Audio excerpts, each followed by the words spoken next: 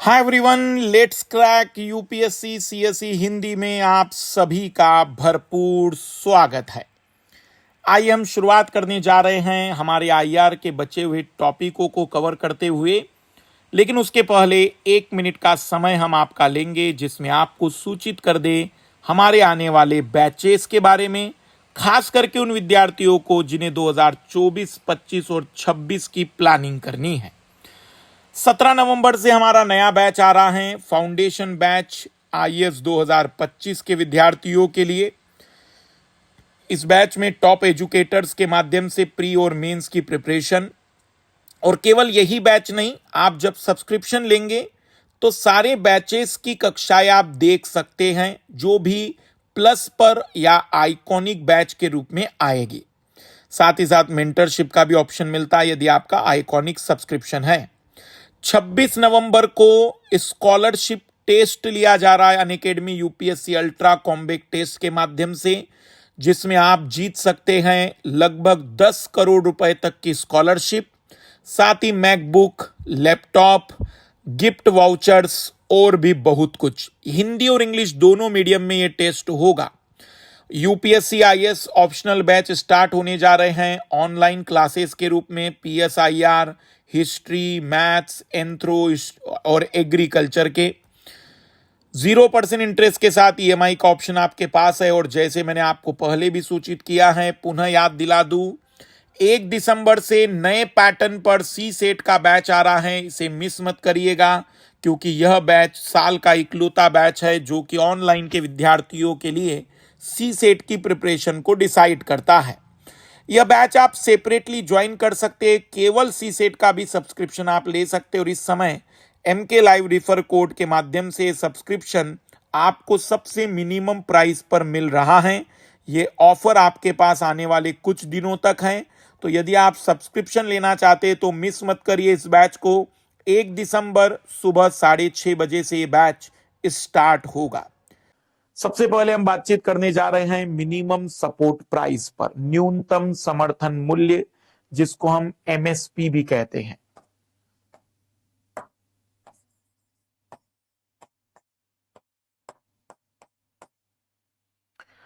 हमारे देश में इसको एक प्रकार से बीमा मूल्य भी कहते हैं, या बीमा भी कहते हैं, कृषि बीमा।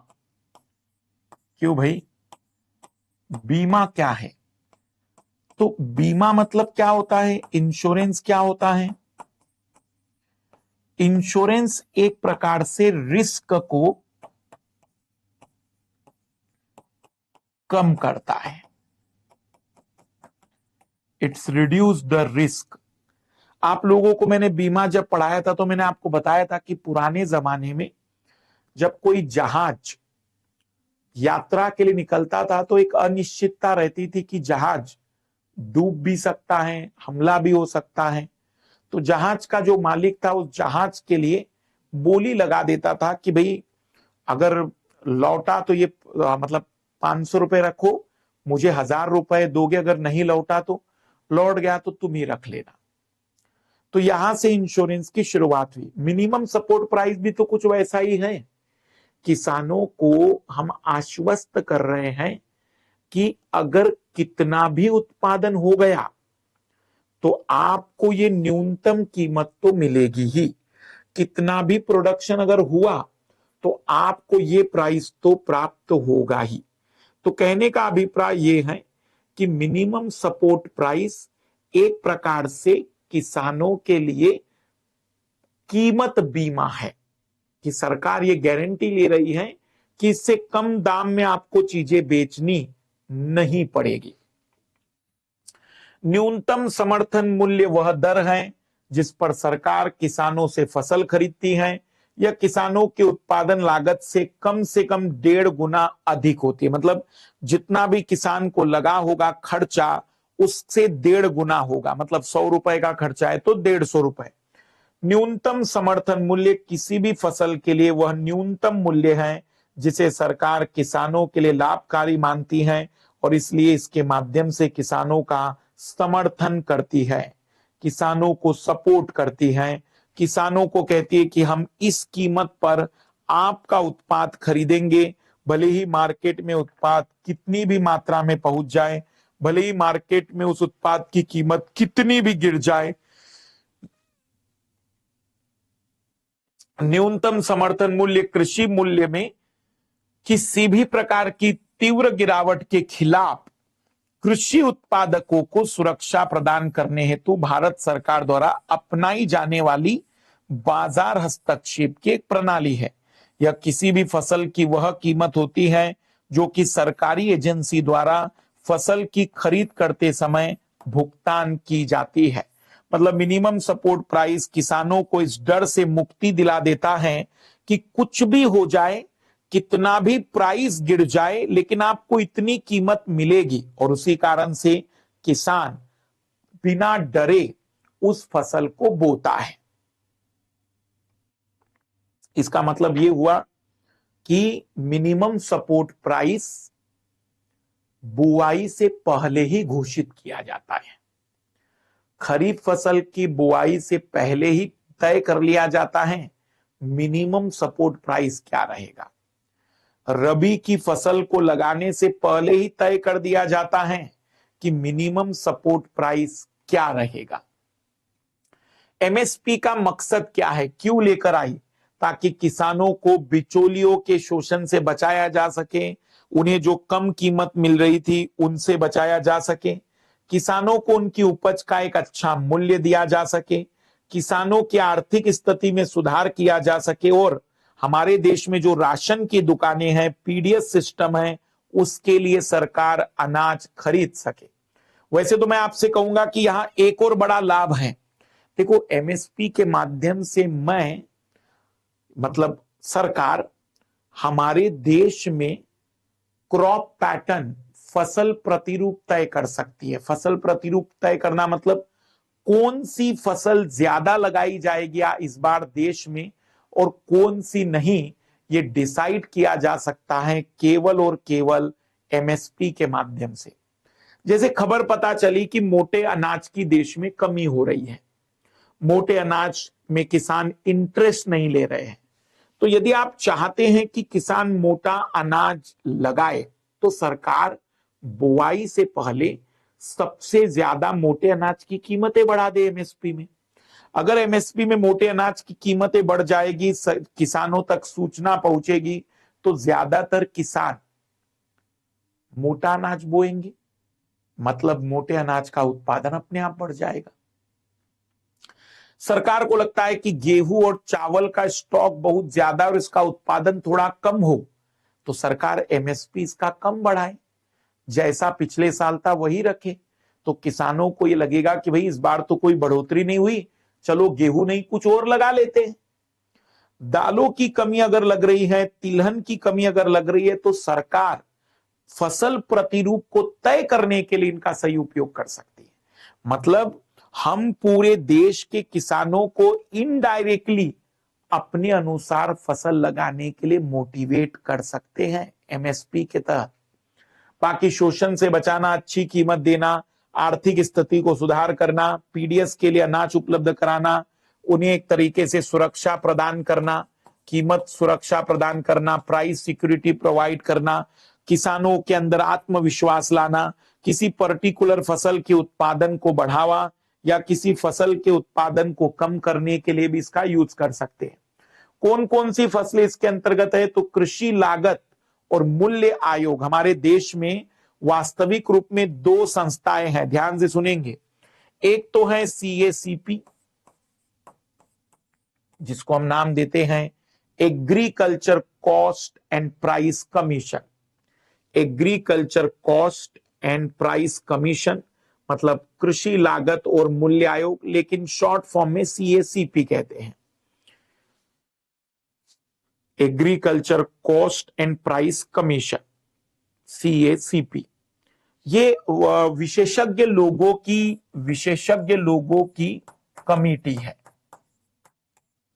जिसमें एग्रीकल्चर से जुड़े हुए लोग हैं, जैसे स्वामीनाथन साहब जैसे लोग रहा करते थे। काफी महत्वपूर्ण लोग इसमें रहते थे।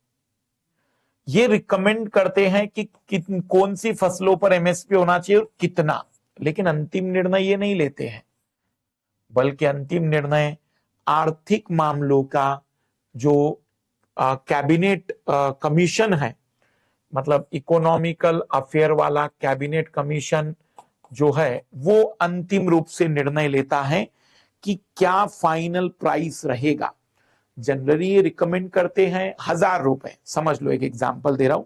मान लो गेहूं का रिकमेंडेशन सीएसीपी ने 1,000 किया, लेकिन ये जो इकोनॉमिकल अफेयर का कैबिनेट कमीशन है वो तय करता है कि कहीं मार्केट में पार्टी या राजनीतिक दल की छवि ना खराब हो जाए, इतनी कम कीमत डिक्लेयर करेंगे, तो वो जानबूझकर सीएसीपी के द्वारा दी गई कीमत से भी ज्यादा कीमत एमएसपी की डिक्लेयर कर देता है। यहां ध्यान से सुनना, पुनः बता दे रहा हूं, हमारे देश में कृषि लागत और मूल्य आयोग विशेषज्ञ लोगों का संगठन है जो तय करता है कि क्या कीमत तय की जाएगी, लेकिन अंतिम रूप से जो निर्णय लिया जाता है कैबिनेट कमीशन के इकोनॉमिक आर्थिक मामलों के मंत्रिमंडलीय समूह के द्वारा लिया जाता है। आर्थिक मामलों का मंत्रिमंडलीय समूह अधिकतर निर्णय राजनीतिक परिवेश में लेता है, इसलिए कही गई कीमत से ज्यादा कीमत तय करता है। देखो, एमएसपी एक खतरनाक दुष्चक्र भी है। कैसे दुष्चक्र है समझिएगा, मैं जो बताना चाह रहा हूं, फिर मुझे बताना कि आपको क्लियर हुआ कि नहीं। मान लेते हैं कि 2015 में गेहूं का एमएसपी 1,000 रुपए प्रति क्विंटल था।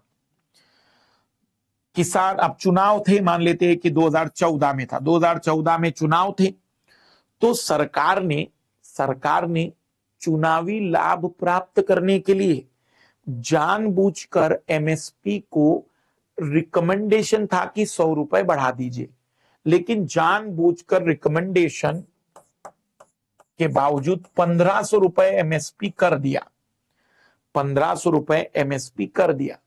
तो याद रखिएगा, पहली बार तो किसान को बहुत फायदा होगा, क्योंकि किसान को तो अचानक ज्यादा कीमत मिल गई। लेकिन जब किसान के जेब में पैसा आता है ना, तो निचले स्तर पर मजदूरी और बाकी चीजों की कीमतें भी बढ़ने लगती है, जैसे पेस्टिसाइड, बीज, क्योंकि इनकी डिमांड बढ़ने लग जाती है। अब तो पहले साल तो किसान फायदे में रहेगा, लेकिन अब अगले साल जो नई सरकार आएगी वह पुनः उसको नहीं बढ़ा सकती, क्योंकि अगर पुनः बढ़ा देगी तो देश के बाकी चीजों के सामान भी महंगे होते जाएंगे। अब अगले स्तर पर अगले साल अगर किसान को आपने केवल 100 रुपए बढ़ाकर कीमत दी, तो उसका परिणाम क्या होता है कि किसान की कॉस्टिंग तो ज्यादा आ गई, लेकिन उसका जो प्राइस है वो उतना ज्यादा नहीं बढ़ पाया। तो एक तरीके का ये दुष्चक्र है, धीमे धीमे बढ़ाया जाए, तार्किक तरीके से बढ़ाया जाए, राजनीतिक हितों को ध्यान में रखते हुए अगर बढ़ाओगे तो उसका परिणाम बहुत खतरनाक आता है। तो इसीलिए एमएसपी में कई बार सजेशन दिया जाता है कि सीएसीपी जो कह रहा है, जो भारत में कृषि लागत और मूल्य आयोग जो कह रहा है, उसकी रिकमेंडेशन को ज्यादा तवज्जो दी जाए। कृषि लागत और मूल्य आयोग द्वारा 22 अनिवार्य फसलों पर न्यूनतम समर्थन मूल्य और गन्ने के लिए उचित और लाभकारी, क्योंकि गन्ने की जो फसल है वो सरकार खरीदती नहीं है, चीनी मिलें खरीदती है, तो फेयर एंड रिम्यूनरेटिव प्राइस हम उसे कहते हैं। एमएसपी जिसमें उत्पादन की लागत, मांग और आपूर्ति, बाजार मूल्य के रुझान, अंत फसल मूल्य समानता आदि जैसे विभिन्न कारकों पर विचार किया जाता है। 7 अनाज की फसलें हैं, धान, गेहूं, जौ, ज्वार, बाजरा, मक्का, रागी। 5 दालें हैं, चना, अरहर, मूंग, उड़द, मसूर, खरीदती नहीं है सरकार, बस बोल देती है। तिलहन, मूंगफली, सरसों, तोरिया, सोयाबीन, सूरजमुखी के बीज, तिल, कुसुम का बीज, राम तिल का बीज, ऐसे कई सारे हैं। और 2, ये 20 हो गए, इसके अलावा 2 हैं तोरिया और छिलके वाले नारियल का एमएसपी। तोरिया, सरसों और खोपरा का एमएसपी के आधार पर तय किया जाता है, मतलब जो नारियल होता है पूरा वो। न्यूनतम समर्थन मूल्य की घोषणा सरकार द्वारा कृषि लागत मूल्य आयोग की संस्तुति पर वर्ष में 2 बार रबी और खरीफ के मौसम में दी जाती है। कृषि लागत और मूल्य आयोग 1965 में बनाया गया था, कृषि और किसान कल्याण मंत्रालय के द्वारा। वर्तमान में, पहले इसका नाम एग्रीकल्चर मिनिस्ट्री था केवल। कृषि उत्पाद के संतुलन और एकीकृत मूल्य संरचना तैयार करने के उद्देश्य से आयोग कृषि उत्पादों के न्यूनतम समर्थन मूल्य पर सलाह देता है। आयोग के द्वारा पहले 24 कृषि फसलों के न्यूनतम पर किया जाता था, लेकिन अब 23।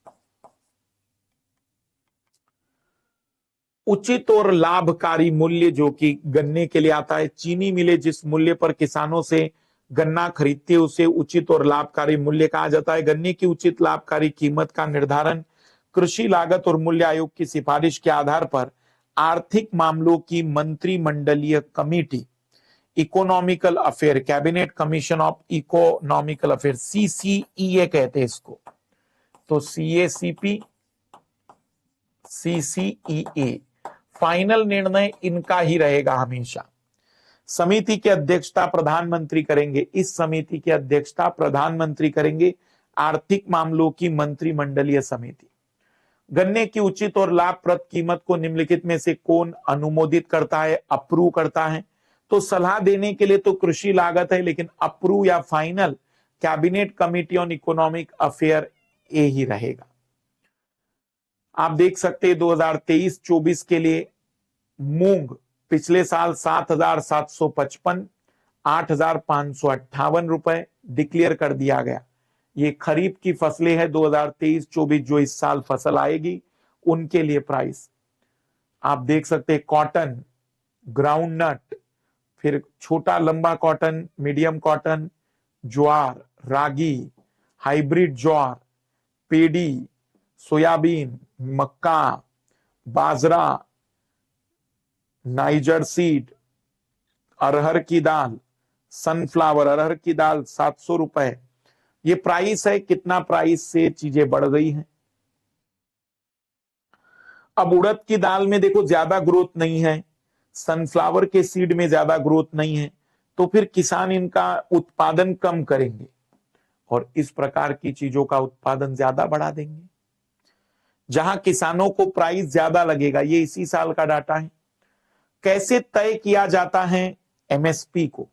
कृषि लागत और मूल्य आयोग द्वारा जमीनी स्तर पर सर्वे करने के द्वारा फसल की उत्पादन लागत का निर्धारण नहीं किया जाता, बल्कि आयोग फसल की उत्पादन लागत का निर्धारण करने के लिए कृषि मंत्रालय के तहत आर्थिक और सांख्यिकी निदेशालय द्वारा प्रदान किए गए राज्यवार फसल विशिष्ट उत्पादन लागत अनुमान से संबंधित आंकड़ों का प्रयोग करते हैं। मतलब एग्रीकल्चर मिनिस्ट्री ने जो आंकड़े दिए होंगे उन्हीं आंकड़ों का उपयोग करता है, वे जमीनी स्तर पर आंकड़े कलेक्ट नहीं करते। हालांकि आंकड़े 3 वर्ष के अंतराल पर उपलब्ध हो पाते हैं। CACP द्वारा राज्य और अखिल भारतीय दोनों स्तर पर प्रत्येक फसल के लिए 3 प्रकार के उत्पादन लागतों का अनुमान लगाया जाता है। ध्यान से समझेंगे। A2 क्या क्या है इसमें? इसके तहत किसान के द्वारा बीज, फर्टिलाइजर, पेस्टिसाइड, कितना मजदूरी, क्या वो जो जमीन है वो पट्टे पर अगर ली गई है, ईंधन, सिंचाई, इन सब पर किए गए खर्चों को शामिल करते हैं। तो A2 के अंतर्गत किसान ने उस फसल को बोने से लेकर उसको उगाने तक के लिए जो जो खर्चा किया होगा, जितनी भी चीजें उन्होंने प्राप्त की होगी, उसको हम कहते हैं A2। एक्चुअल में A2 में मैं अगर आपको बताऊं तो 2 चीजें ऐसे समझिएगा। एक तो है किसान की जमीन और दूसरी है उसके अलावा लगने वाला खर्चा। तो किसान की जमीन का भी तो रेंट है भाई। अगर मान लो किसान, अगर वो जमीन खुद की नहीं होती तो वो रेंट पर दे सकता था, बिना कुछ किए भी कुछ तो कमा लेता, या उसने कहीं से रेंट पर ली होगी तो वो भी तो कॉस्टिंग में जुड़ेगा। और दूसरा है पूरी तरह से खर्चे, बीज, फर्टिलाइजर, बिजली का बिल सिंचाई के लिए, फिर ट्रांसपोर्टेशन की कॉस्ट, सब कुछ इसमें जोड़ा जाता है। दूसरा है A2 के साथ साथ अवैतनिक पारिवारिक श्रम। मुझे बताओ कि जिन किसानों ने मजदूर लगाकर काम किया वो तो ठीक है, पर क्या किसान का एटलीस्ट 2 लोग तो घर के होंगे, पति पत्नी कहिए, पिता पुत्र कहिए, 2 लोग तो होंगे जो पूरी तरह से ध्यान दे रहे होंगे, रखवाली कर रहे होंगे, उनको ध्यान समझ रहे होंगे। मतलब उन्होंने भी तो अपना श्रम दिया होगा। हो सकता है खुद कुछ किसान तो खुद ही सारा काम कर रहे होंगे। तो एक तरीके से फील्ड लेबर, मतलब हम कहेंगे कि पारिवारिक श्रम जो कि अनपेड रहा, जिसकी कोई कीमत नहीं थी, उसको हम जोड़ देंगे। और तीसरा होता है, ये एक अधिक व्यापक अवधारणा है क्योंकि इसके अंतर्गत A2FL में किसान की स्वामित्व वाली भूमि, अचल संपत्ति के किराए के साथ साथ ब्याज को भी शामिल कर देते हैं। मतलब यहां इसमें यह भी जोड़ दिया जाता है कि अगर किसान ने पैसा बाहर से लाया होगा, उसके पास 1 रुपए भी नहीं होगा, बाहर से पैसा लाया होगा सभी चीजों के लिए, तो कितना इंटरेस्ट आया होगा, कितना ब्याज आया होगा। जो कृषि आयोग था 2005 में बना हुआ, जिसमें हम कह सकते हैं कि एक स्वामीनाथन साहब थे, उन्होंने रिकमेंडेशन दिया था कि ये फार्मूले में जो भी चीज आए +10% आप किसान के ज्ञान के कारण दीजिए। क्यों? क्योंकि उन्होंने कहा कि अगर मान लीजिए कि ये सारी बातें एक पढ़े लिखे व्यक्ति को आप दे देंगे, सारी बातें दीजिए उसको A2 भी दीजिए, उसे फील्ड लेबर भी दीजिए, उसको C2 भी दे दीजिए, तब भी क्या आपको लगता है कि वो उत्पादन लेकर आ जाएगा? किसान ने अपने लंबे समय से उस चीज को समझा है, जाना है कि कब क्या लगाना चाहिए, कब क्या बोना चाहिए, तब तो जाकर वो उत्पादन प्राप्त कर पा रहा है। तो इस कारण से 10% उसको और मिलना चाहिए, बट अभी उसको रिकमेंड नहीं किया गया, लेकिन अभी फिलहाल में ये चलता है, मतलब A2 plus FL plus interest, ब्याज।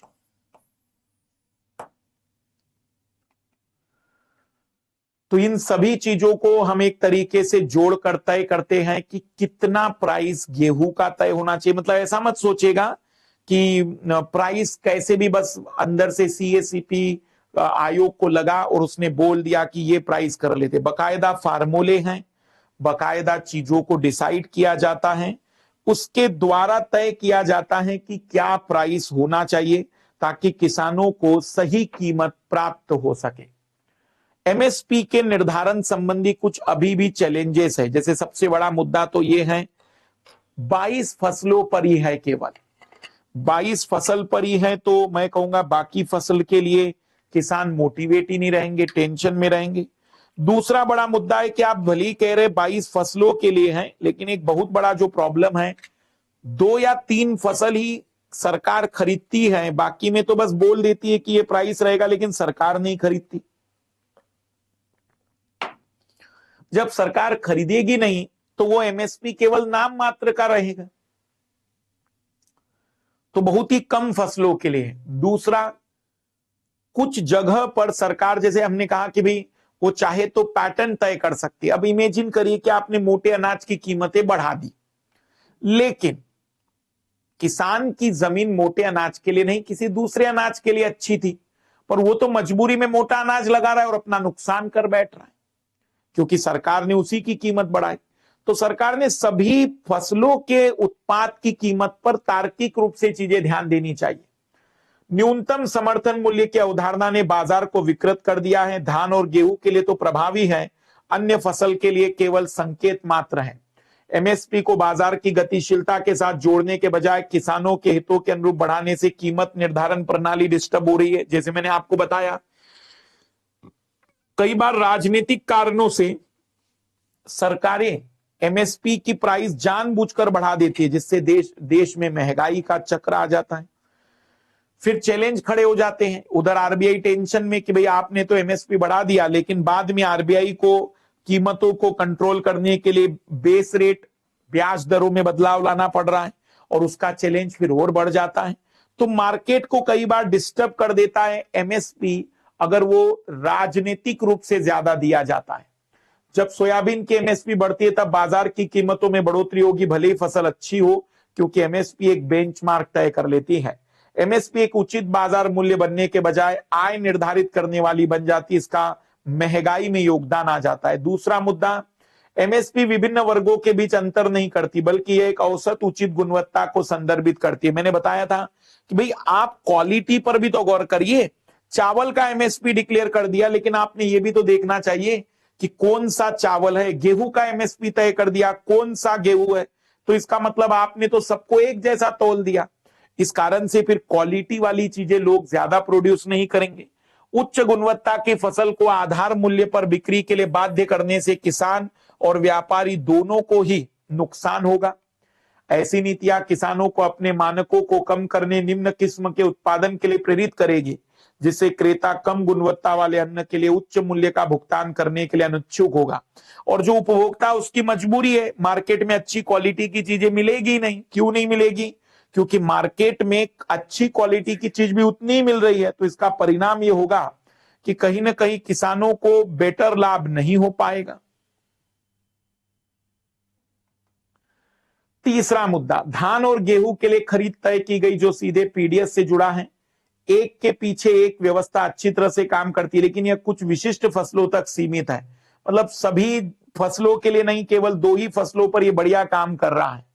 खुली समाप्ति योजना, ओपन एंडेड स्कीम होने पर एफसीआई के पास अधिशेष अनाज का बाढ़ आ जाता है, जिससे भंडारण और व्यय की समस्या उत्पन्न हो रही है। अब जब आपने चावल और गेहूं ही खरीदना है तो इतना ज्यादा स्टोरेज हो जाता है कि फिर पता चल रहा है इतना 1000 टन गेहूं बर्बाद हो गया, इतना 1000 टन गेहूं सड़ गया, क्योंकि आपने सभी पर ध्यान नहीं दिया। इससे पूर्व भी देखा गया है कि दाल, चीनी और तिलहन के उत्पादन में तेजी से बाजार की कीमतें बढ़ जाती हैं। इसलिए ऐसे सभी वल्नरेबल वस्तुओं का न्यूनतम स्टॉक बनाने की जरूरत है। सभी फसलों के लिए जब आप एमएसपी ला रहे हैं तो सभी फसलों को न केवल खरीदिए बल्कि सभी फसलों के स्टोरेज भी लेकर आ जाइए। थोक व्यापारी और फुटकर विक्रेता द्वारा जमा की जाने वाली राशि को प्रतिबंधित करने के लिए आवश्यक वस्तु अधिनियम को किसी भी समय लागू किया जा सके। काला बाजारी को रोकने के लिए, मतलब कुछ व्यापारी जानबूझकर मार्केट में कृत्रिम कमी पैदा कर देते हैं। अधिकतर चीजें क्या कर लेते हैं, स्टॉक करके रख लेते हैं। तो ऐसी जगह पर आपने जो कानून बनाया था 1954 में, एसेंशियल कमोडिटी एक्ट, उसके क्रियान्वयन पर ध्यान दीजिए ताकि वह नुकसान ना प्रोड्यूस कर दे। यह उदाहरण सही लगती है क्योंकि जमाखोरी से निपट सकते, परंतु जो बात भुला दी जाती है वह यह है कि अधिकांश फसल वर्ष में एक ही बारी काटी जाती है, शेष वर्ष के लिए संग्रहित की जाती है। किसी न किसी को फसल का भंडारण करना ही पड़ता है, अन्यथा इसे उपभोक्ताओं के लिए पूरे वर्ष उपलब्ध नहीं किया जा सकता। इसमें गुणवत्ता के नुकसान के जोखिम के साथ साथ लागत के जोखिम भी शामिल है, जो मध्यस्थ द्वारा वहन किए जाते हैं। अतः प्रश्न यह है कि कोई भंडारण और संग्रहण के बीच अंतर कैसे कर सकता है। स्टोरेज और कलेक्शन, इनके बीच में आप कैसे डिफरेंस करेंगे कि यह काला बाजारी है। जैसे टमाटर, अभी टमाटर की कीमत ज्यादा है, अगर इस समय कोई स्टोर कर रहा है तो हम कहेंगे कि गलत चीज है। हाँ, लेकिन जहां पर आपको लग रहा है कि अभी अभी फसल का उत्पादन हुआ है तो इस समय आप उसको स्टोर करने दीजिए, संग्रहण करने दीजिए। कृषि उत्पाद के लिए हमारी व्यापार नीति भी विकृत है। जैसे जब अन्न के निर्यात पर प्रतिबंध लगा रहता है, तब फसल उत्पादन में कमी के समय अन्न की कमी पहचान करने और बोली प्रक्रिया के माध्यम से आयात करने में अधिक समय लग जाता है। मतलब हम सही समय पर डिसाइड नहीं कर पाते कि कब हमें एक्सपोर्ट बैन कर देना चाहिए। जैसे भी हमने बासमती चावल का एक्सपोर्ट बैन किया था, फिर अब हमने गैर बासमती चावल का एक्सपोर्ट बैन कर दिया। तो सही समय पर बैन करना, सही समय पर बाहर से चीजें लेकर आ जाना ताकि कीमतें तेजी से ना बदले। कई बार ऐसा हुआ है कि जब तक अन्न का आयात होता है तब तक मूल्य सामान्य हो जाते हैं। मतलब जैसे टमाटर है तो टमाटर की कीमतें आसमान छू रही है, सरकार ने कहा हम इंपोर्ट करेंगे, लेकिन जब तक इंपोर्ट किया तब तक तो कीमत नॉर्मल हो चुकी थी। तो इस कारण से चीजें कई बार समस्याओं से ग्रसित हो जाती हैं।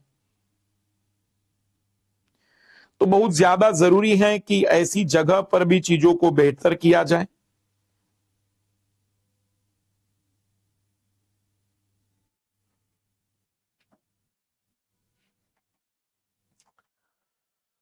एमएसपी निर्धारण का महत्व, देश में कृषि जलवायु परिस्थितियों के अनुरूप फसल प्रतिरूप पद्धतियों को अपनाने के लिए किसानों को हम मोटिवेट कर सकते हैं। जैसे मैंने आपको बताया, जैव विविधता का संरक्षण करते हुए सतत कृषि प्रणाली को अपना सकते हैं ताकि किसान को फिर ये बता सकें कि अलग अलग क्वालिटी के लिए अगर अलग अलग कीमतें रहेगी तो सभी प्रकार की फसलें बोई जाएगी, कृषि उत्पादन को बढ़ावा मिलेगा, किसान की आय सुरक्षा की दिशा में नीतियों को अपनाया जाएगा। उत्पादन केंद्रित दृष्टिकोण के स्थान पर आय केंद्रित दृष्टिकोण को अपनाया जाएगा। तिलहन, दलहन, मोटे अनाज जैसी फसल के उत्पादन को बढ़ावा देकर मांग आपूर्ति के मध्य असंतुलन में सुधार किया जाएगा।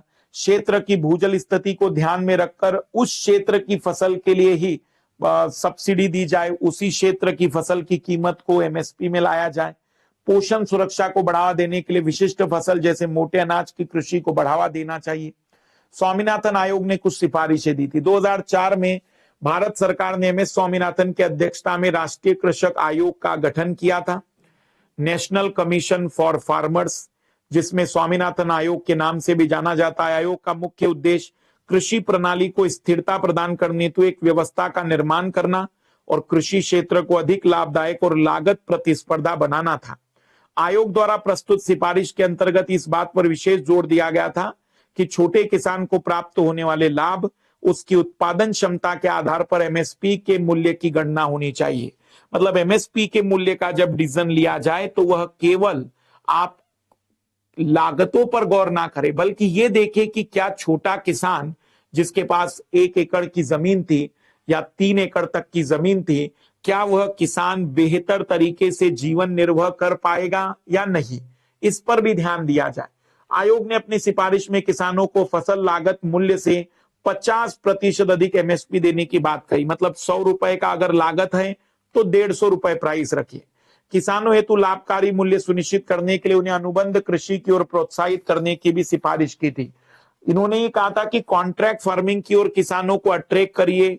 कॉन्ट्रैक्ट फार्मिंग से किसानों के मध्यस्थ पूरे खत्म हो जाएंगे। डायरेक्टली किसान का संपर्क उद्योगपति से होगा, डायरेक्टली उसे बेहतर प्राइस प्राप्त हो पाएगा, उसका ट्रांसपोर्टेशन स्टोरेज का प्रॉब्लम सॉर्ट आउट हो जाएगा। पर आप जानते हैं कि जो बिल आए थे उस बिल को 1 महीने में वापस लेना पड़ा था।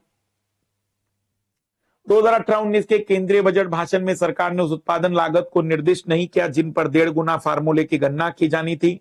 सीपी की खरीफ फसलों के लिए मूल्य नीति 2018-19 में रिपोर्ट में कहा गया था कि उनकी सिफारिशें A2+FL लागत पर आधारित है। विरोध प्रदर्शन कर रहे किसानों की मांग थी कि कृषि वैज्ञानिक एमएस स्वामीनाथन की अध्यक्षता वाले राष्ट्रीय किसान आयोग द्वारा अनुशंसित 1.5 गुना एमएसपी फार्मूला C2 के लागतों पर लागू किया जाना चाहिए। C2 में 2 चीजें आती है, एक तो जो भी A2 के अंतर्गत था प्लस ब्याज, और उसका 150, तब जाकर एमएसपी आता है, जबकि नई आई है A2 और FL के तहत।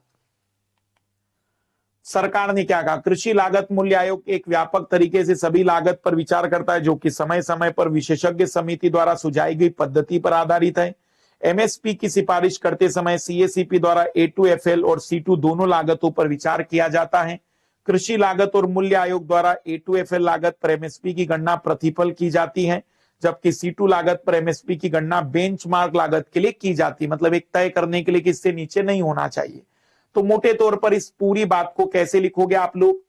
किसान आंदोलन के अंतर्गत एक मांग ये भी थी कि C2 का 150% एमएसपी होना चाहिए, प्लस 10% जो भी इसका आएगा, इसका 10% एमएसपी, क्योंकि 10% नॉलेज के लिए। लेकिन नया जो फार्मूला है A2+FL,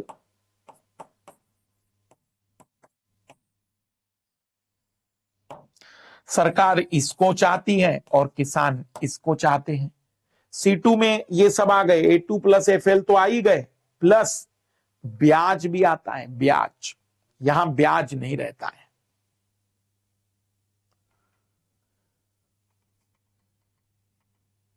एमएसपी के पक्ष, सपोर्ट और विरोध में कई सारी चीजें हैं। न्यूनतम समर्थन मूल्य का मुख्य उद्देश्य किसानों को मजबूरन सस्ती कीमत पर फसल बेचने से बचाना और सार्वजनिक वितरण के लिए खाद्यान्न की अधिप्राप्ति करना है।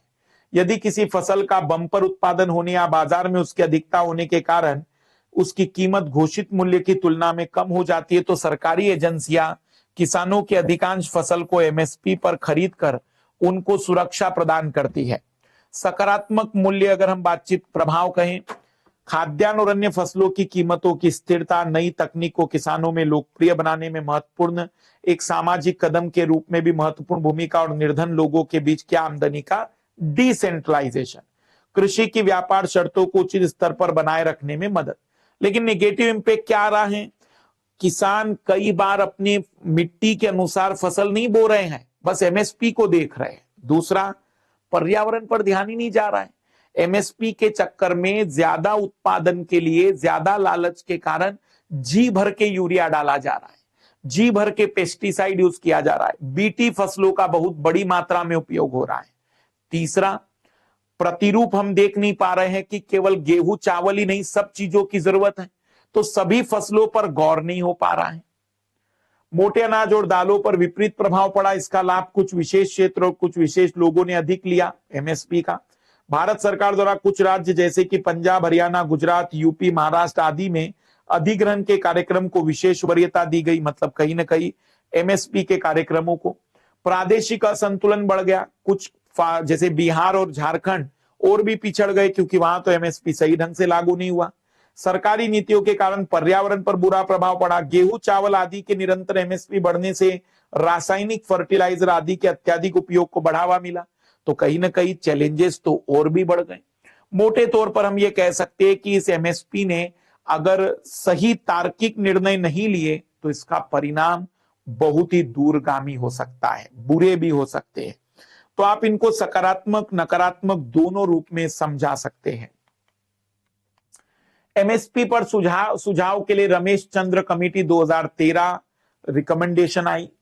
एमएसपी के बारे में सुझाव देने के लिए भारत सरकार के द्वारा इसका निर्माण किया गया। भारत में सरकार द्वारा सभी स्थानों से एमएसपी के आधार पर फसलों का अधिग्रहण नहीं किया जाता, मतलब कई राज्यों ने तो फसल खरीदी ही नहीं, इसलिए भारत में डेफिशिएंसी प्राइस पेमेंट या मूल्य बीमा की व्यवस्था लागू की जा सकती है। अब समझना मूल्य बीमा की व्यवस्था का मतलब क्या है। मान लीजिए आप एमएसपी मत डिक्लेयर करिए, पर इमेजिन करिए गेहूं की फसल आपने एक बेंचमार्क प्राइस दे दिया कि भाई देखो बेंचमार्क इतना प्राइस मार्केट में किसान को मिलना चाहिए था, लेकिन मार्केट में एक प्राइस आपने निकाला कि भाई किसान को सोचा था कि 1800 रुपए मिलेंगे लेकिन 1500 ही मिले, तो इसका मतलब 300 रुपए का नुकसान हुआ। तो किसान को 300 रुपए उसके खाते में डाल दीजिए ताकि सरकार को खरीदना भी नहीं पड़ा और मार्केट में वो खुले में कीमत में बेच भी पाया। डेफिशिएंसी प्राइस पेमेंट या प्राइस इंश्योरेंस, इस व्यवस्था में सरकार द्वारा एमएसपी को घोषित किया जाता है, लेकिन किसानों को यह कहा जाता है कि अपना माल खुले बाजार में बेचे। यदि बाजार की कीमत एमएसपी की तुलना में कम रहती है तो सरकार डायरेक्ट बेनिफिट ट्रांसफर के माध्यम से क्षतिपूर्ति कर देती है। कृषि लागत और मूल्य आयोग को कृषि नीतियों के निर्माण में भूमिका दी जाती है। तो कहीं ना कहीं चीजें काफी अच्छी हैं। पिछले लंबे समय से भारत की कृषि सब्सिडी विश्व व्यापार संगठन में संघर्ष का विषय बनी हुई है। हमने डब्ल्यूटीओ पढ़ा था, तो डब्ल्यूटीओ में सब्सिडी का एक मुद्दा उठा था। इसमें एमएसपी पर भी बहुत सारे चैलेंज खड़े किए जाते हैं। कहा जाता है कि एमएसपी के माध्यम से सरकार कहीं ना कहीं मार्केट के प्राइस को डिस्टर्ब करती है। डब्ल्यूटीओ में मुद्दा काफी लंबे टाइम तक रहा है, ये लिखना नहीं है, ये हम ऑलरेडी पढ़ चुके हैं, बस इतना याद रखना एक पॉइंट के रूप में। ये मुद्दा की काफी लंबे समय से यह विवाद का बिंदु भी रहा है। बाकी एग्रीमेंट ऑन एग्रीकल्चर 10% सब्सिडी दे सकते हैं, 5% सब्सिडी दे सकते हैं, हमने सब कुछ लिखवाया है डब्ल्यूटीओ में। वो सारी बातें ग्रीन बॉक्स, ब्लू बॉक्स, अंबर बॉक्स, ये सारी चीजें हमने लिखवाई है वहां पर भी, तो एक ही जगह पर लिखिएगा इसे। विकासशील देशों के लिए 10% सब्सिडी और विकसित देशों के लिए 5%, ये कुछ भी मत लिखना इसमें से, क्योंकि सारा कुछ हम देख चुके, दोहा राउंड से लेकर सारी चर्चाएं हमारी इसमें हो चुकी है। तो ये था हमारा एमएसपी और उससे जुड़ा हुआ मुद्दा। अब आते हैं कृषि सब्सिडी।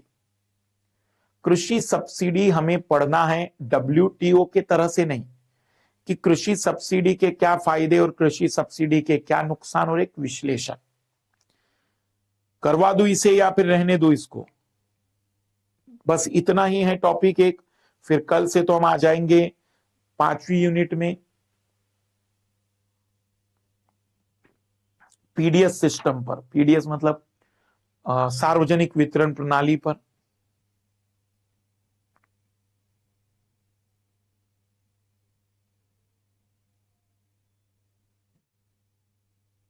ठीक है, देखो कृषि सब्सिडी समझिएगा सभी लोग। कृषि सब्सिडी होती क्या है? कृषि सब्सिडी कई टाइप की होती है, डायरेक्ट, इनडायरेक्ट, इकोनॉमिकल, सोशल। जैसे किसान को डायरेक्टली सरकार ने सस्ते दामों पर यूरिया उपलब्ध करा दिया, या बिजली का जो बिल होता है ना, जैसे किसानों का बिजली का जो बिल होता है, मान लीजिए कि एक मोटर पंप है, उसका बिल ऑफिशियली 1200 रुपए आया, लेकिन किसानों को वहां केवल 300 रुपए फिक्स कर दिया गया है कि भी 300 रुपए ही भरना है। इसको कहते हैं डायरेक्ट कृषि सब्सिडी। इनडायरेक्ट में क्या होता है कि जैसे यूरिया है, यूरिया का मार्केट में प्राइस 500 रुपए का है, तो किसानों से कहा कि भाई आप हमारी सहकारी समितियों से यूरिया खरीद लीजिए, वहां आपको 300 रुपए में मिल जाएगा। तो किसान को 300 रुपए में यूरिया उपलब्ध कराया, कंपनी को 200 रुपए सरकार ने देकर वही 500 का जो ओरिजिनल प्राइस था वो कंपनी को मिल गया। तो ये किसान को डायरेक्ट नहीं मिला, बल्कि कंपनी को पैसा दे दिया गया और कंपनी ने किसानों को सस्ते दाम पर दिलाया। आर्थिक और सामाजिक सब्सिडी का मतलब क्या हुआ? किसानों को पैसे की मदद कर दी, सब जैसे कि ब्याज माफ कर दिया गया, बिना ब्याज के लोन दे दिया गया, बिजली बिल कम कर दिए गए, या फिर बीज फर्टिलाइजर यहाँ के प्राइस कम कर दिए। लेकिन सामाजिक सब्सिडी क्या है? किसान को पेंशन उपलब्ध करा दी, किसान को दुर्घटना बीमा दे दिया, किसान को किसी भी प्रकार के आपात के समय में, जैसे बाढ़ आ गई, सूखा आ गया, वहां पर सुरक्षा मुहैया कराई। तो हम इसको कहेंगे कि ये सामाजिक सुरक्षा है। सब्सिडी का आर्थिक लाभ होता है जो सरकार द्वारा लोगों को प्रदान किया जाता है। भारत में कृषि क्षेत्र में भारी सब्सिडी दी जाती है, जिस पर हाल के वर्षों में काफी विवाद उठा है। कृषि सब्सिडी जरूरी क्यों है? देखो भाई, पूरे दुनिया भर में सभी देश अपने अपने किसानों को किसी न किसी तरीके से मदद कर रहे हैं। तो क्या हम इस कंपटीशन के दौर में अपने किसानों को मदद नहीं करेंगे? हम करेंगे। कमजोर है वो किसान, आत्महत्या के आंकड़े हमारे सामने हैं, स्थितियां भारतीय किसानों की उतनी अच्छी नहीं है। इन सभी बातों को ध्यान में रखते हुए हमें अपने किसानों को आर्थिक मदद देनी ही चाहिए, सब्सिडी देनी ही चाहिए। दूसरा, वर्तमान में जलवायु परिवर्तन जैसा मुद्दा, जहां पर कृषि जो पहले मानसून का जुआ कहलाता था, अब तो और भी चैलेंजिंग हो गया। पहले इतनी बाढ़, इतने चक्रवात, सूखे की तीव्रता कम थी, फ्रीक्वेंसी कम थी, अब तो और भी बढ़ गई है। अब अगर हम अपने किसानों की मदद नहीं करेंगे तो फिर वो किसकी तरफ ध्यान दे, किसकी तरफ देखेगा? और 140 करोड़ की आबादी को यदि आपको भोजन देना है तो किसानों को मदद तो देनी ही पड़ेगी, नहीं तो 140 करोड़ लोगों के भोजन का इंतजाम करोगे कैसे? क्या विदेशों से अनाज लाकर अपनी निर्भरता रखोगे? चौथा, एक बहुत बड़ा कारण कि किसानों को हमें सब्सिडी देनी चाहिए। रंगराजन कमेटी कहती है कि यदि एग्रीकल्चर क्षेत्र में सुधार हुआ तो उद्योग और सेवा क्षेत्र में अपने आप सुधार होता है। इंजन है ये। इसलिए जब हम किसान को मदद करते हैं तो याद रखिएगा, हम अपने आप इनडायरेक्टली इंडस्ट्री और सर्विस सेक्टर को मदद करते हैं। और मैंने आपको बताया था ना कि जब एक किसान 50 रुपए कमाता है, मतलब एक किसान 500 रुपए की चीज बेचकर 100 रुपए मान लो कमाता है, तो वो 400 रुपए में 10 लोगों को काम देकर आ जाता है। बीज बेचने वाले को, बीज बनाने वाले को, पेस्टिसाइड बेचने वाले को, पेस्टिसाइड बनाने वाले को, पेस्टिसाइड डालने वाले को, फिर गांवों में जो कि मजदूरी के लिए बातचीत कर सकते हैं, परिवहन में वो कितने लोगों को काम दे देता है। तो उसके कारण कई लोगों को रोजगार मिलता है। निश्चित ही वो 100 रुपए कमाता है, लेकिन कई लोगों को रोजगार देकर आ जाता है। और इसीलिए उसको सब्सिडी मिलनी चाहिए, क्योंकि वास्तविक रूप में देश में रोजगार बढ़ाने का काम कर रहा है। भारत में कृषि सब्सिडियां सामाजिक न्याय को लागू करने में सहायक है। इनके माध्यम से निम्न आय समूह के किसानों को आर्थिक सहायता मिलती है। भारत में अधिकांश किसानों की आय का स्तर बहुत कम है। वे बाजार कीमत पर आधुनिक कृषि आगतों को खरीद पाने में सक्षम नहीं है। भारत में ग्रामीण विकास और आजीविका सुरक्षा एक बहुत बड़ा मुद्दा है। भारत की कार्यशील जनसंख्या का लगभग 50% भाग कृषि पर निर्भर है। ऐसी स्थिति में कृषि सब्सिडी केवल एक आर्थिक मुद्दा ना होकर सामाजिक और राजनीतिक मुद्दा बन जाती है। कृषि सब्सिडी का प्रयोग फसलों के पैटर्न को वांछित दिशा में बदलने के लिए किया जा सकता है।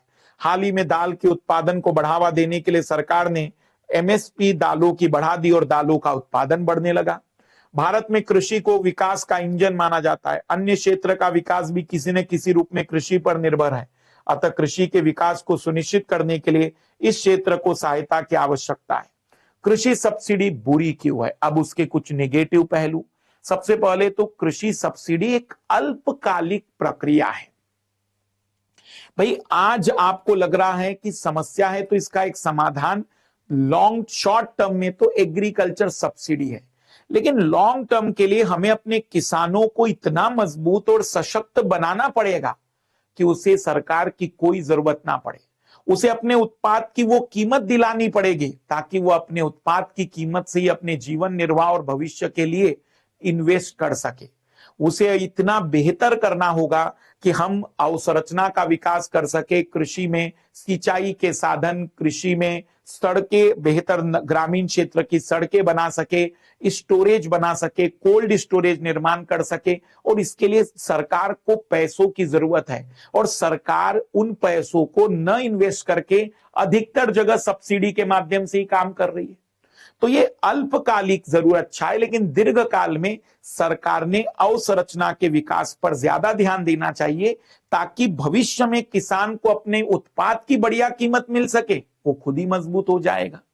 सब्सिडियां राजकोषीय घाटे को बढ़ाने का काम करती है। उच्च राजकोषीय घाटा सरकार की भुगतान क्षमता पर बुरा प्रभाव डालता है और वैश्विक रेटिंग हमारे सरकार की खराब होती है। कृषि सब्सिडी के कारण पर्यावरण को भी हानि पहुंचती है।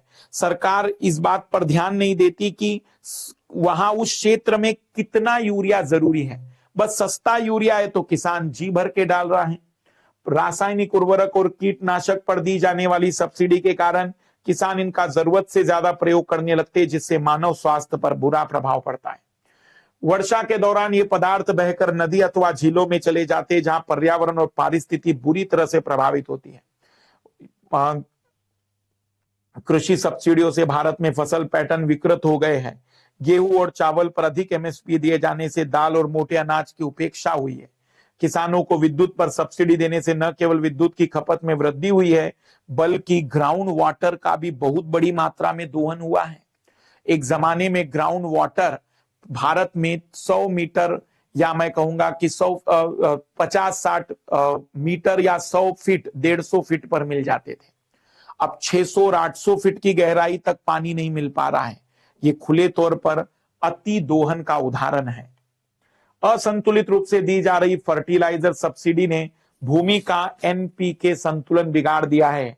नाइट्रोजन, फास्फोरस, पोटाश जो भूमि की उर्वरक शक्ति को प्रभावित कर रहा है। कई बार एक ही फसल भी लगा रहे, फसल चक्र चल ही नहीं रहा है। जिसमें एमएसपी अच्छा चल रहा है उसी को बार बार उगाया जा रहा है और इस कारण से सब्सिडी जिसमें मिल रही है उसी को उगाया जा रहा है, तो न्यूट्रिएंट वैल्यू कम होते चले जा रहे हैं। हमारे देश में जो एनपीके फर्टिलाइजर है उसका बैलेंस नहीं मिल रहा है। इन सब्सिडियों से कृषि की अवसंरचना क्षेत्र में किए जाने वाले निवेश हतोत्साहित है। कितने वर्ष हो गए मुझे बताओ, पिछले 30 वर्षों में कौन सी नहरें बनी, पिछले 30 वर्षों में कितने कोल्ड स्टोरेज बने, पिछले 30 वर्षों में क्या कृषि के लिए विशेष प्रकार के कुछ व्यवस्थाएं की गई। यहां खर्चा होना चाहिए तो सरकार लॉलीपॉप के रूप में ब्याज माफी की बात कर देती है, कर्ज माफी की बात कर देती है, सब्सिडी की बात कर देती है। ये शॉर्ट टर्म के लिए अच्छे हैं, लेकिन अगर आपको अपने किसानों को आने वाले 15 वर्ष के बाद मजबूत करना है तो आपको इसे अपनाना पड़ेगा। दूसरी तरफ परंपरागत कृषि आगत जैसे खाद्य, वर्मी कंपोस्ट के प्रयोग को भी हतोत्साहित किया जाता है। मतलब जो ऐसे ऑर्गेनिक कृषि उस कारण से आगे बढ़ नहीं पाती है। इन नकारात्मक पक्षों को देखते हुए भी भारत में कृषि सब्सिडियों को पूर्णतः समाप्त कर देना युक्ति संगत नहीं होगा, बल्कि इन्हें अधिक तार्किक बनाना होगा। तो इसका समाधान हम क्या कहेंगे कि भाई वो जरूरी भी है और वह खतरनाक भी है। तब हम अपने तार्किक उपयोग के आधार पर इसका समर्थन करेंगे। पहले तो मृदा की जांच की जाए, देखा जाए क्या कमी है, उसके अनुसार जो कमी है उस फर्टिलाइजर पर सब्सिडी दी जाए। दूसरा, कोशिश की जाए कि अवसंरचना विकास पर ज्यादा ध्यान दे, किसानों को मजबूत बनाने पर ज्यादा ध्यान दे, किसानों के आय को बढ़ाने पर ज्यादा ध्यान दे। जहां जहां पर भी किसानों को बेहतर स्थिति में लाया जा सकता है उन चीजों पर गौर किया जाए। पशुपालन जैसी अतिरिक्त कृषि या अतिरिक्त आय के लिए किसानों को मोटिवेट किया जाए। भारत में कृषि सब्सिडी कृषि उत्पादकता बढ़ाने के साथ साथ सामाजिक न्याय, खाद्य सुरक्षा, ग्रामीण विकास, आजीविका सुरक्षा सुनिश्चित करने का महत्वपूर्ण उपकरण साबित हुआ है। इसे समाप्त करने की बजाय इसे युक्ति संगत, विवेकपूर्ण किया जाना चाहिए। संदर्भ में निम्नलिखित रणनीतियां अपनाई जा सकती है। कृषि सब्सिडी को लक्ष्योन्मुखी बनाया जाए ताकि इसका लाभ लक्षित समूह तक पहुंच सके, लीकेज कम हो सके, छोटे किसानों को मदद मिल सके कि मिट्टी की जांच करने के बाद जो कमी है केवल वही उन्हीं प्रकार के सब्सिडी पर बात होनी चाहिए। सब्सिडी की रेशनिंग की जानी चाहिए, मतलब विवेकशीलता की जानी चाहिए। प्रति किसान प्रदत्त सब्सिडी की अधिकतम मात्रा तय होनी चाहिए। सब्सिडी के लीकेज से बचाने के लिए प्रत्यक्ष लाभ हस्तांतरण, मतलब पता चल रहा है कि हमने यूरिया सस्ता किसानों के लिए किया था, उद्योग वाले अमोनिया पैदा करने के लिए यूरिया लेकर जा रहे हैं सस्ते दामों पर, तो ये क्लियर किया जाए। नहीं तो फिर किसानों के खाते में पैसे डाल दीजिए ताकि वो मार्केट से यूरिया खरीद सके। तो डायरेक्ट बेनिफिट ट्रांसफर के माध्यम से किसानों के बैंक खाते में भेजा जाए। लोगों में सब्सिडी के पर्यावरणीय प्रभाव के प्रति जागरूकता का विकास करना, इन प्रभावों को समय समय पर मूल्यांकन करना चाहिए, इनकी प्रभावी मॉनिटरिंग भी की जानी चाहिए, मतलब ध्यान देना चाहिए कि रिजल्ट सच में वही आ रहा है या कुछ और आ रहा है। सब्सिडी का निर्धारण इस प्रकार किया जाना चाहिए कि उर्वरकों के संतुलित और तार्किक प्रयोग को बढ़ावा मिले। कृषि सब्सिडी को धीरे धीरे कम करना चाहिए। कृषिगत अवसंरचना, सिंचाई, बिजली, वेयर हाउस, कोल्ड स्टोरेज, सड़क नेटवर्क आदि के विकास के लिए निवेश करना चाहिए। कृषि सब्सिडी राजनीति स्वार्थ सिद्ध से प्रेरित नहीं होनी चाहिए। इन रणनीतिक कदमों का अनुसरण कर कृषि सब्सिडी के प्रतिकूल प्रभावों की सीमित किया जा सकता है। सब्सिडी कृषि और ग्रामीण विकास की गति को तीव्र करने में महत्वपूर्ण भूमिका निभा सकती है। मतलब कहीं ना कहीं अगर हम सही दिशा में इस मदद को किसानों तक पहुंचा पाए तो रियलिटी में हम वो परिवर्तन दे पाएंगे जिसकी हम मांग कर रहे हैं। तो मोटे तौर पर कृषि सब्सिडी भारतीय किसानों के लिए जरूरी है। आप इसका प्लानिंग कर लीजिए कि 20 साल 15 साल एक प्रोजेक्ट लेकर आ जाइए जिसके माध्यम से आप ये तय करेंगे कि हम इस सब्सिडी को कम करवा लेंगे। मतलब धीमे धीमे आप इसको कम करते चलिए, तार्किक करते चलिए, लक्षित करते चलिए और कोशिश करिए कि किसान मजबूत हो, उसमें अवसंरचना का विकास करिए। जो जो कमियां उसके कमाई में कमी कर देती है उन कमियों को दूर किया जाए।